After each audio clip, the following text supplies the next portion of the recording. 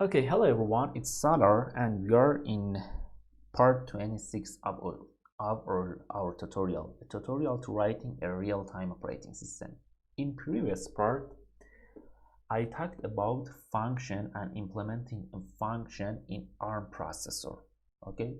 And in previous part, we implemented this function, void function and void, a simple function that has no return value and no arguments. Okay, but in this part I want to talk about parameters and arguments in function and how you can, for example, implement this function void function and, for example, an argument. Okay, or for example more arguments, how you can implement your function and how your processor send these arguments to your function. Okay, and I want to see what's under the hood when your compiler compile this function to an assembly program. Okay, and all of informations in this part is based on ARM architecture procedural call standard. Okay, but what's the difference between parameter and arguments? Let's describe that with this example. For example, assume that here is your main function, and here is a function, and you have a parameter in your function. This declaration of variable, okay, is a parameter. Okay, but when you want to send a value to your function, for example, here I want to send 10 to my function. This value is an argument, okay, and I want to send this argument to my function and put in this parameter.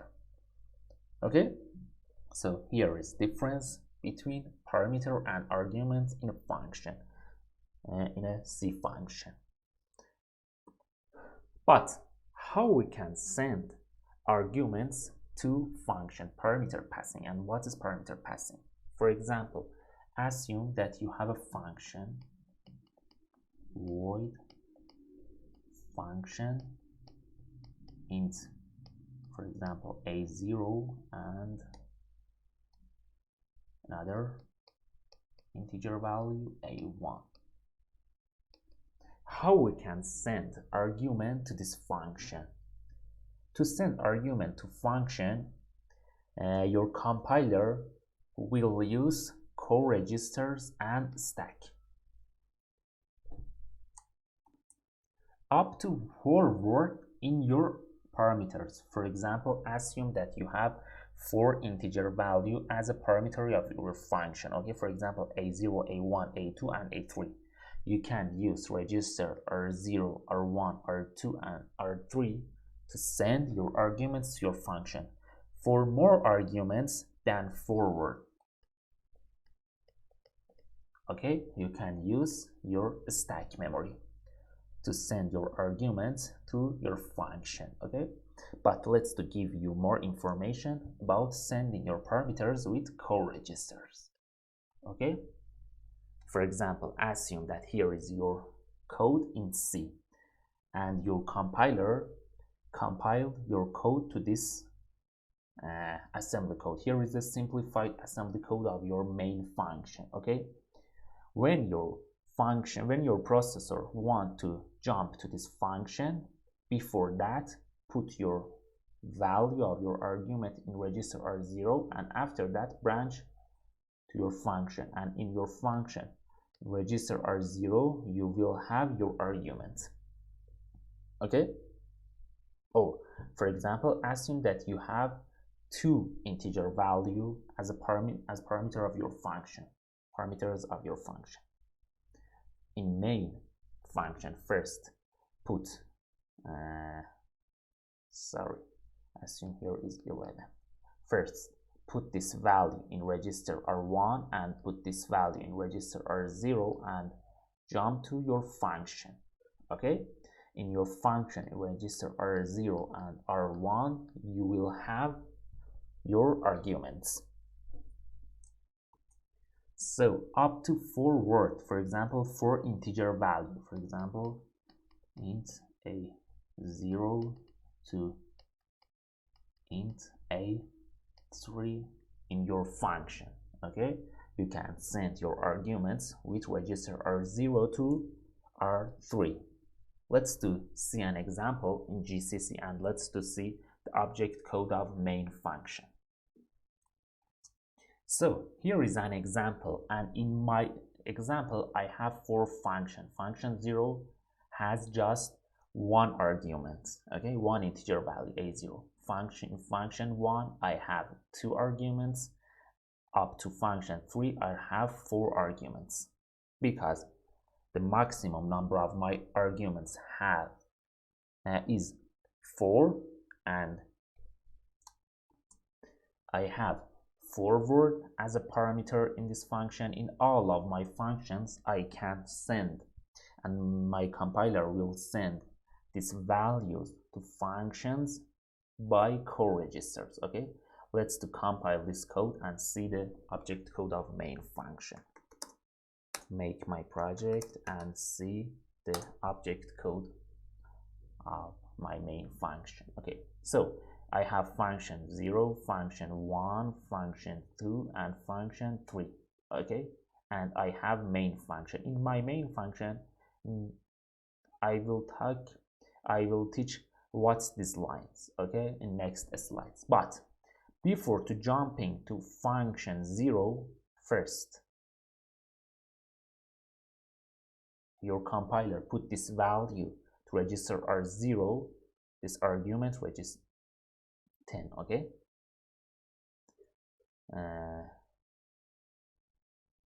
here first put this argument register r0 and branch to your function. For function 1, first put your arguments in registers 11 and 10. Okay, 11 and 10 in registers. After that, jump to your function. For function number 2, function 2, okay, first put your 3 arguments in registers and branch to your functions. And the last function, for function 3, first put 10 in register r0 to 13 to register r3 and branch to your function. Okay, up to 4 word you can send your argument to your function by co-registers. Okay, so let's back to our slides. But assume that in your function you have more arguments.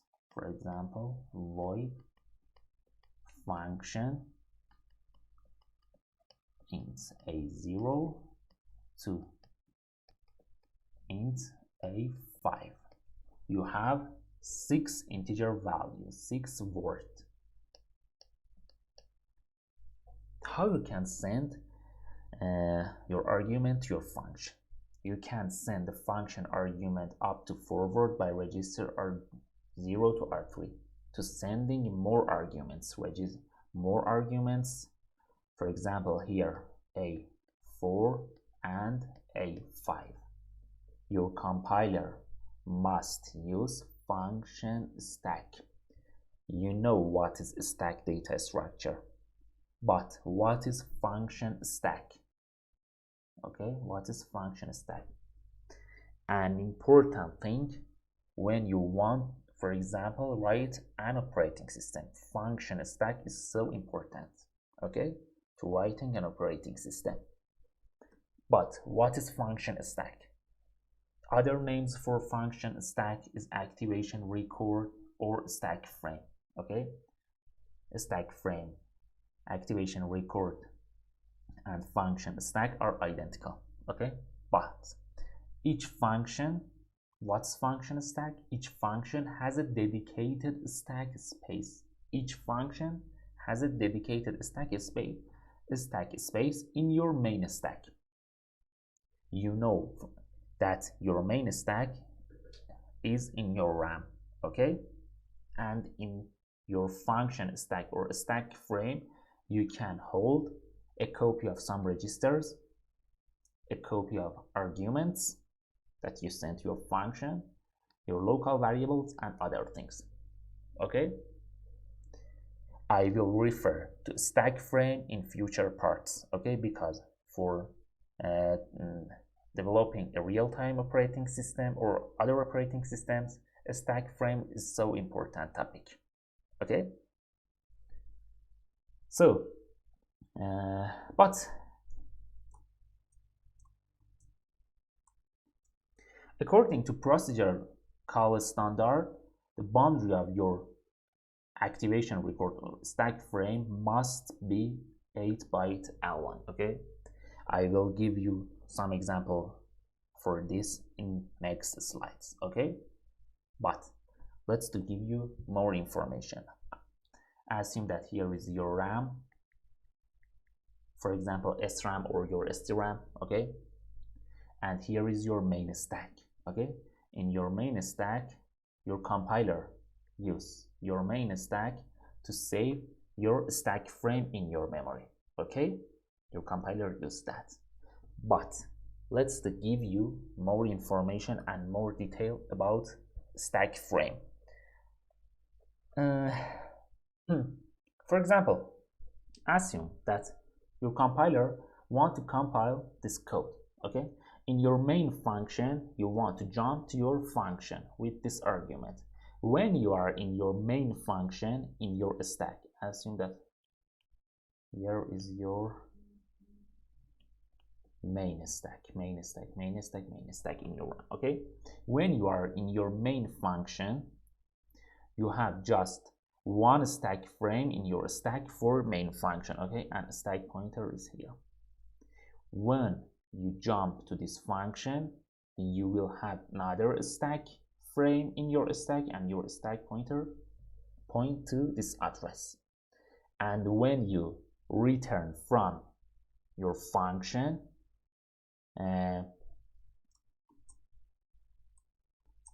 your processor will pop the stack frame of your function, and in your stack you just have your main stack frame. Okay, your main function stack frame. Or for example, assume that in your function you want to jump in a print function. Okay, when you are in main function, you have just one stack frame in your stack for main function. When you jump to function, you have a stack frame for main and a stack frame for function. And when you jump to print function, you will have another stack frame for your function.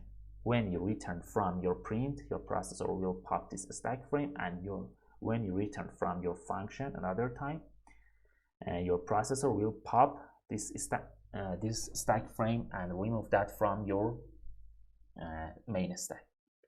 Another time in main function, your stack pointer point to this address and this cell. Okay, for your stack frame. So when you jump to a function, you will have a stack frame on top of your stack. Okay, when you jump to your function, you will have a stack frame for that function. But let's give more and more information by this example. Okay, so assume that here is your stack. Okay, here is your stack, and here you know, in for example in my microcontroller and ion chip SRAM, here is top of my stack. Okay, and when your compiler compile your main function, you will have these instructions for main function. Okay, for these two instructions, first your processor put value of R7 and link register to your stack. Okay, and after running this line, your stack pointer point to this cell. Okay, your stack pointer is this value after pushing these registers to your stack. Why you need to write these registers to your stack? Because for example, in this line you will change the value of R7, and in this line you will change the value of link register. So you need to save the value of your registers in a stack. Okay, because with these instructions you will change the value of these registers, R7 and link register, and after that your processor put the value of stack pointer in R7. Why? Because R7 keeps stack frame and address. Okay, here is a stack frame of main function, here is a stack frame of main function, and here R7 keeps the stack frame and address. Okay, after that send your argument to your function with register R0 and branch to your function. And after returning from this function to this address, your processor will put these values in your register, for example this cell in register R7 and link register to PC, and pop your stack frame from your main stack, and by writing link register to PC return from your main function. Okay, so before return from your main function, your code will pop your stack frame from your main stack, and another time after returning from main function your stack pointer point to this address, top of your stack, main stack. Okay, so here is my simple example. Okay, let's see the object code of my example. Make my project and see the object code of my main function. In my main function, in first line, okay, here is my main function and here is my function. Okay, in first line push the value of R7 and link register to your stack to keep these values. Okay, after that put the top of your stack frame address in register R7. After that write your argument register R0 and branch to your function. Okay, branch to your function. After returning your function, pop your stack frame and return from main function in this line. Okay, so here is a simple example of stack frame, but in this stack frame you have just a copy of some your registers in your stack. Okay, here is a stack frame, toolword in your stack frame, but assume that you want to implement this function, and in this function you have 6 words for your argument A0 to A5. You can send these values 10 to 13 with register R0 to R3, but if you want to send these two values to A4 and A5 for your function, you should use a stack frame or activation record to send these two words. Okay, so let's see an example. Okay, in your main function, assume here is your main function and here is assembly code of your main function. In first line, your processor will write R7 and link register to your stack to preserve these registers, because in this line and in this line you will change the value of R7 and link register. Okay, you should preserve these values in your stack. So when you run this code, your stack pointer point to this address. After that, stack pointer is stack pointer -8. Okay, stack pointer point to this address. So when you run this line, your stack pointer point to this address.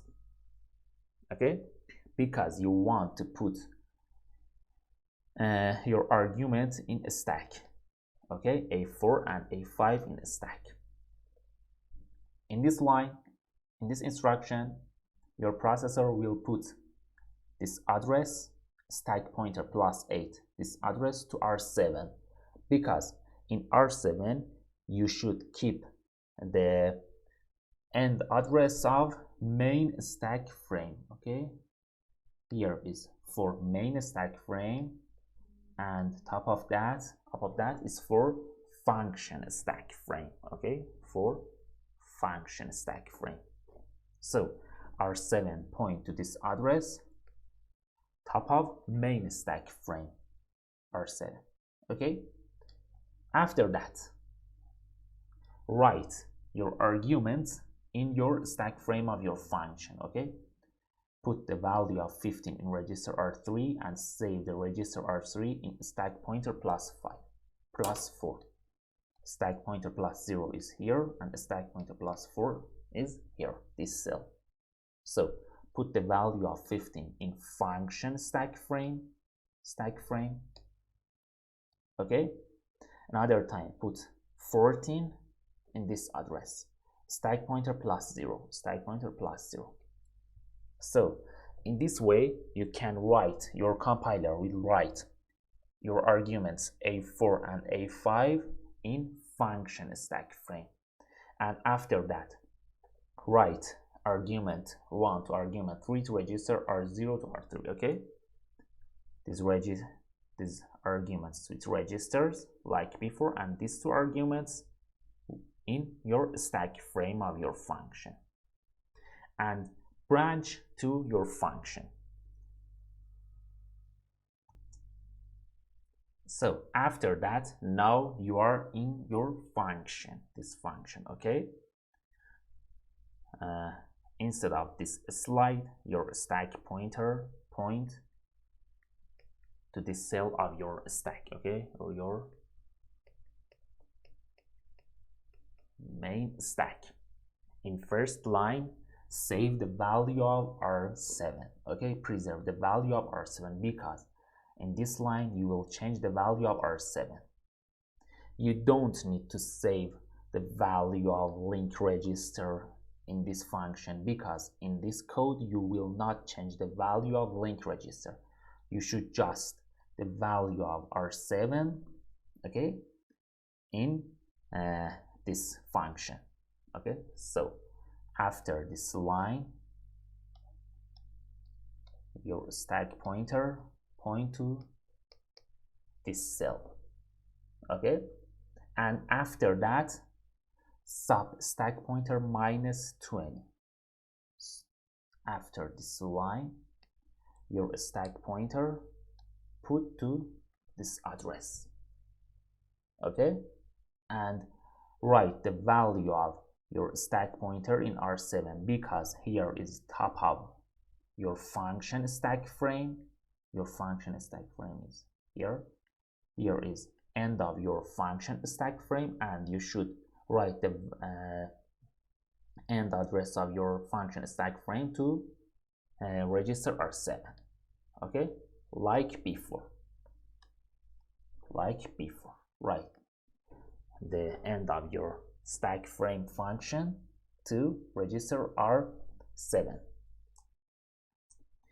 As you can see, we have a padding here. Why we need to have a padding here? Because I said in this slide, the boundary of your stack frame must be 8-byte aligned. Okay, must be 8-byte aligned. So your compiler put this padding in your stack frame, and now the end of your stack frame is 8-byte aligned. Okay, here I have 1 word, 2 word, 3 word, 5 word, 6, 7, 1, 2, 3, 4, 5, 6, 7, 8. Okay, so my end of stack frame is 8-byte aligned. So in this example you need this padding here, because the boundary of your stack frame must be 8-byte aligned. Okay, and after that your compiler write all of your arguments in your stack frame, you have A4 and A5 in your stack frame, but in these instructions, your processor write A0 to R7 plus 12, plus 0 plus 4 plus 8 plus 12, 16, 20, 0, 4, 8, 12, 16, 20, 24, and 28. Write the value of A0 in R7 plus 12 here. The value of our argument 1 here, argument 2 here, and argument 3 here.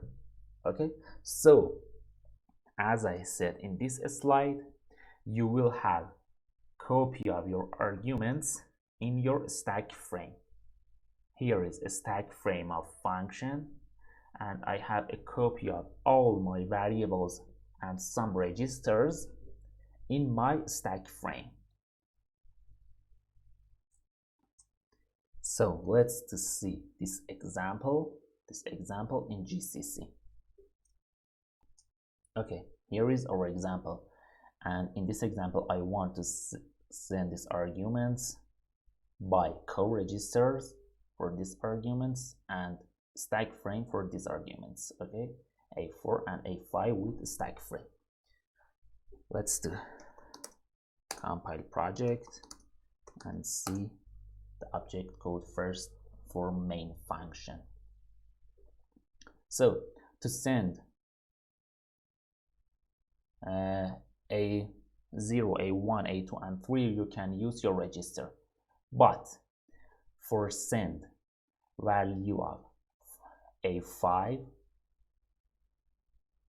A4, and A5, first your processor write the value of this argument register R3 and write it in your stack pointer. Okay, after like this slide. Okay, a stack pointer plus 4, stack pointer plus 4, and write this value another time in your stack frame, stack pointer plus 0, stack pointer plus 0 for argument 4. Okay, and after that in this line branch to your function, and in your function first save the value of R7 in your stack, and after that minus your stack pointer by 20 to create the boundary of your stack frame. Okay, minus 20 to create the boundary of your stack frame. Here is boundary of your function stack frame. And after that write other arguments A0 to A3 to your stack frame.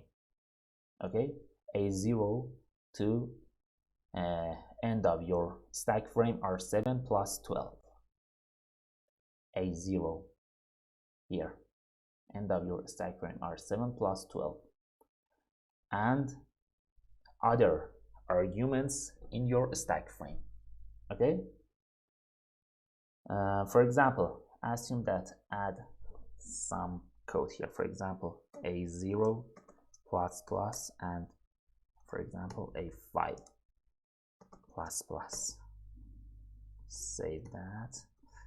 Another time make my project, make object dump. So here after writing other arguments here, after writing other arguments A0 to A3 to your stack frame, load the value of register A0 here, R7 plus 12. R7 plus 12 is register A0. Okay,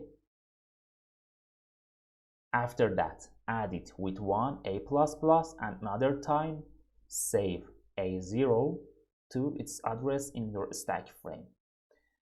And after that, in these 3 instructions, load the value of A5 R7 plus 28 R7 plus 28 is A5.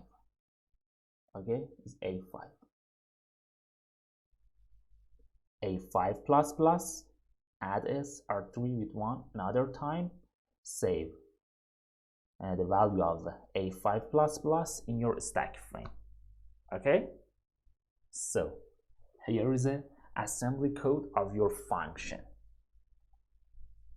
And another time in these lines, pop your stack frame from your main stack and return to your main function. Okay, so